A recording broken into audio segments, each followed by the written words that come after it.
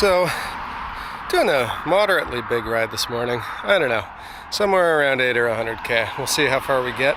But yeah, basically going to try to do a weird little bit of a circumference loop of the city. Heading out east, right now through the experimental farm, starting out, going down along the river, see where the road takes us. Hi friends, welcome back to Bytown by Bike. As I mentioned, today we're doing a fun little 80k loop around Ottawa, see some of the sights, but for a bit more specific context, I filmed this in summer of 2025, during the August Civic Long Weekend in Ontario, which also happened to be the first weekend that Ottawa had ever hosted an Ironman competition. Now, aside from just being motivated by all these actually talented athletes being hosted in the city, I thought it would be a kind of cool idea to take some video of some of the, famous landmarks and things like that in Ottawa, given that there's going to be so many people visiting. Now, thing is, I confess, I take a really long time to edit these videos, but hey man, I got young kids, I'm busy, I can't help it. But it's a good thing, because how serendipitous that it would turn out the 2026 August Long Weekend, which is when I'm publishing this in case you're watching it later, would be only the second time that Ottawa has ever hosted an Ironman competition. Anyway, a good excuse to highlight some of the neat stuff you can check out if you happen to be in town. So here's a little rundown of the route. So we started off in the experimental farm and we made our way down towards Dow's Lake via Prince of Wales Drive. From there we crossed over onto the Trillium pathway and headed north towards the river, which is where we are right now. From there, I crossed over to the Gatineau side via the Chief William Commando Bridge and headed east down the Voyageurs pathway towards Lac Leamy. After a quick little loop of the lake, we crossed back over towards the Byward Market and through New Edinburgh to hit up Rideau Hall, home of the Governor-General of Canada and the Prime Minister for the time being until they decide to spruce up 24 Sussex a little bit. From there, we'll head up the NCC Riverhouse and make our way along the Ottawa-River pathway east a little bit until the Aviation Parkway. We'll go through Vanier, through Rideau, towards Parliament, check that out for a minute, down through Centretown, bit of Nepean, Bruce Pit, and then all the way down to Britannia where they're set up for the Ironman. And after a quick swim to cool off, I'll make my way home along the west end of the Ottawa-River pathway, complaining about my joints and muscles because I'm not as young as I used to be. Now, I've already covered quite a bit of the experimental farm and the Trillium pathway and the Voyageurs pathway in some other videos, so I'm not going to linger too much on the details of what you're seeing here. But what I do hope you take away from this is why Ottawa is such an idyllic city for an event like the Ironman. Great pathways, a beautiful, powerful river, proximity to nature, culture, all of that stuff. And really, like any of my videos, that's kind of my MO, is I want to show you what I see when I'm enjoying myself riding around my city, which I think is great for cycling, among other things, obviously. One of those things is great views. So along the Voyageurs pathway here in the downtown section, you'll see like the Parliament buildings, the Supreme Court across the river, all sorts of stuff. It's really great. And the downtown section is really only a few kilometers long, so totally bikeable regardless of your skill and fitness level, walkable, all that stuff. Definitely worth checking out if you're in town. Now, an interesting fact about the pathway is that it's actually meant to follow or sort of recreate ancient trade routes that were used by indigenous people in the area, particularly the Algonquin people, and later by Europeans who were coming over, settling, and participating in the fur trade. Now, in practice, it's just a really nice paved pathway with great views and it's well taken care of, as evidenced here by where they're redoing one of the best parts of the pathway. There's this great boardwalk that goes all the way down along the river. Anyways, knowing that sort of history and that background, it's really easy riding along this pathway to let your imagination slip into thinking about what it must have been like to be traveling along the river all those hundreds of years ago. Another kind of great thing being along the river is side quests, and here's one that I stumbled on. There are all kinds of these little pathways along the river, and this one was really nice. There were some sandy parts and little beaches, there were some geese floating around, not really uncommon for Ottawa. Anyway, I hung out there for 10 or 15 minutes and just took a little breather, and then got back on the pathway and headed over towards Lac Leamy. Now, aside from being one of the region's more popular urban lakes, I don't really know how many urban lakes we actually have, but anyway, Lac Leamy is actually kind of surprisingly small. It's only about 750 meters long and like 650 across, something like that. But what it lacks in size, it makes up for in vibes and rich history. It's named after an Irish pioneer named Andrew Leamy, who was in the area in the 1800s, and he built the region's first steam-powered sawmill on the lake in the 1850s.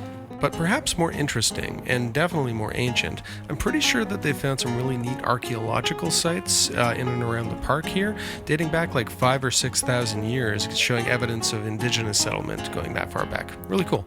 Now, although the lake is small, the area around it is huge. The park is like 430 acres, I think. And aside from offering this really nice beach to go for a swim on a hot day, it's also a really popular area for bird watching, and it's great for cycling. The pathway network connects to the broader Capital network and even to the Trans-Canada Trail. From here, you can also connect into Gatineau Park, go check out the hills, check out Old Chelsea, or even make your way all the way along the Gatineau River to Wakefield if you're feeling ambitious. Now, speaking of things that make this region great, I just want to point out this is only like 7 kilometers from Parliament Hill, right in the heart of downtown Ottawa. It is urban. It's right in the middle of the city of Gatineau, too. And the kind of nuts thing is it's not unique. Like, Ottawa is full of areas like this. If you happen to subscribe to the channel, you'll see tons of other examples of spots that are kind of urban, but also super connected to nature. It's kind of what the Ottawa-Gatineau area is all about. Speaking of urban, after passing by the Canadian Museum of History, we're going to cross back over to the Ottawa side via the Alexandra Bridge. Nice views from here, too. Now, with the National Gallery of Canada and the Notre Dame Basilica coming into view, we'll make our way into the Byward Market. Now, aside from being known for restaurants, bars, a general party atmosphere, oh yeah, and Obama eating cookies once, the neighborhood is actually one of Canada's oldest and largest public markets, even predating Ottawa itself. Now, moseying along eastward, we'll make our way through Lower Town and across into New Edinburgh, which also has some really interesting history. It was founded sometime in the 1830s by one of the builders of the Rideau Canal, a Scottish stonemason named Thomas Mackay, whatever. Anyway, he named it after his hometown back in the motherland. You guessed it, Edinburgh. It's also where 2 of Canada's most famous residences are located, 24 Sussex and Rideau Hall, which we're checking out now. Now, aside from having beautiful architecture, landscaping, gardens, and all of that, it's also a public space that people actually use. Like when I was riding through today, there was people playing cricket. It's kind of awesome. Now, leaving the grounds of Rideau Hall, we'll make our way through the rest of New Edinburgh and towards the Sir Georges Cartier Parkway. Now, New Edinburgh in general is just a great neighborhood to ride in, great pathways, the houses, oh my god, they make the father of the bride house look like a 2-bedroom bungalow. I think that's still a CanCon reference because of Martin Short, I don't know. Anyway, leading up to this section of the parkway, there is a bit of a climb, but it pays off with a great descent and some really beautiful views that take us to, drum roll please, not only the place where I will stop for 5 minutes to eat a granola bar and an orange, but the NCC Riverhouse. Now, legit, this is a really cool and unique spot. It's like 100 years old. It was originally owned by the Ottawa New Edinburgh Club, I think. It's like a historic boating landmark. Anyways, it was officially designated a historic site in like 2010, I think, and then taken over by the NCC, rehabilitated, and reopened in 2023 as this great spot for swimming and hanging out right on the river. Pretty unique, pretty cool. Now, after meandering along one of my favorite sections of the OttawaRiver pathway, we arrive at the Rockcliffe Yacht Club and then make our way up to the Rockcliffe Airport, which is attached to the Aviation and Space Museum. Now, this is definitely a great place to take the kids. Now, aside from like having really cool airplanes and exhibits, it's also in this giant old airplane hangar, so it kind of feels a little bit different than normal museums might. One of my kids' favorites, for sure. Now we'll take the Aviation Parkway south back down towards Vanier. From here, we're going to cross over and head up Rideau Street and make our way towards the hallowed halls of Middle Power, the Parliament of Canada.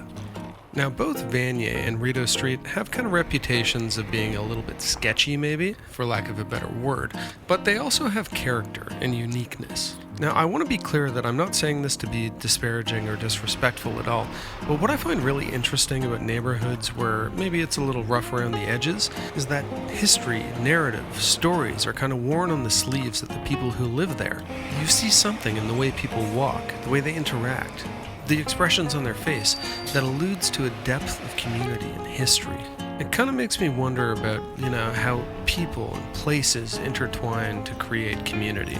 Now, I think that's true in any community, and I understand that might make me seem like some suburban, out-of-touch jerk who's just looking at a fishbowl of people who actually struggle, but I think the sense of those characteristics is just more present or palpable in communities where there has been struggle or intensity. Anyway, not a judgment at all, just an observation. Oh hey, here's Parliament. Now, if you are planning to visit Parliament, if you're in Ottawa, it should be noted that Centre Block, which is like the main building where the Peace Tower is and everything, is actually closed for renovation until like 2032. But still worth checking out. They did an amazing job of renovating the West Block, which is where the House of Commons sits now, and it's absolutely stunning. Now, an interesting little fact about Parliament is that Centre Block isn't even actually the original building. It burned down in like 1916 and was totally rebuilt. Now, it makes me think about the Ottawa bubble, quote unquote. There's so much stuff about things like that Ottawans know that other people maybe don't. It really kind of becomes acute when you have friends visiting from other parts of the country or whatever, and you're talking about like politics or something, and they're like, what are you even going on about, man? I wonder if that's kind of the same with any city. Like, is there like a Montreal bubble, or an Edmonton bubble, a Toronto bubble, a Victoria bubble? Let me know in the comments.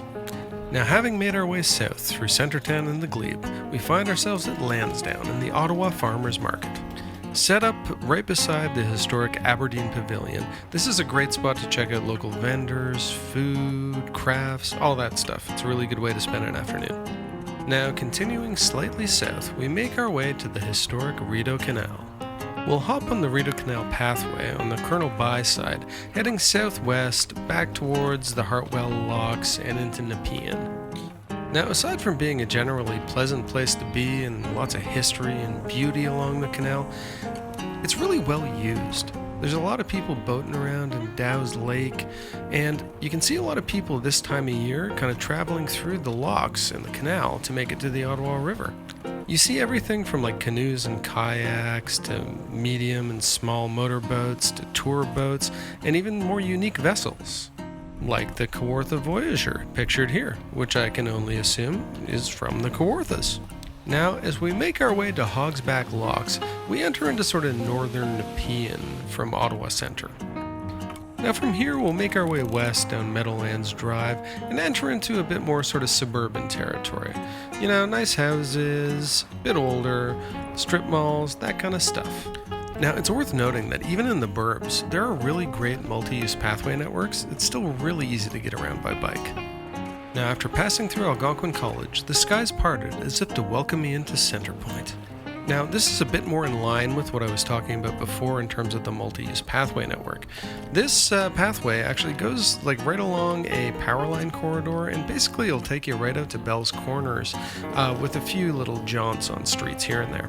Now, I grew up out in Canada in the west end of Ottawa, and I still have family out there and lots of friends, so I'll pretty frequently ride out there on my bike. It's around like 23 kilometers, something like that, and I think out of those kilometers, only like 3 or 4 kilometers are actually spent on the road.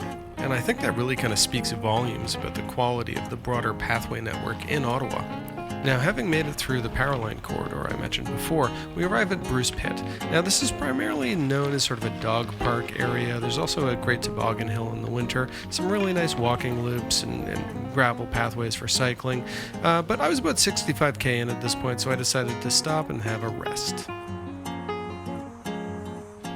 Now, after a brief self-assessment, I determined that I was well enough to move forward. I hopped back on my bike, made my way to Cedarview Road, and headed north towards the Queensway Carleton Hospital, and ultimately back to the OttawaRiver. Now, one thing I love about cycling is you never know what you're going to discover, even in your own backyard. I've lived here my whole life, and I've ridden around for quite a while.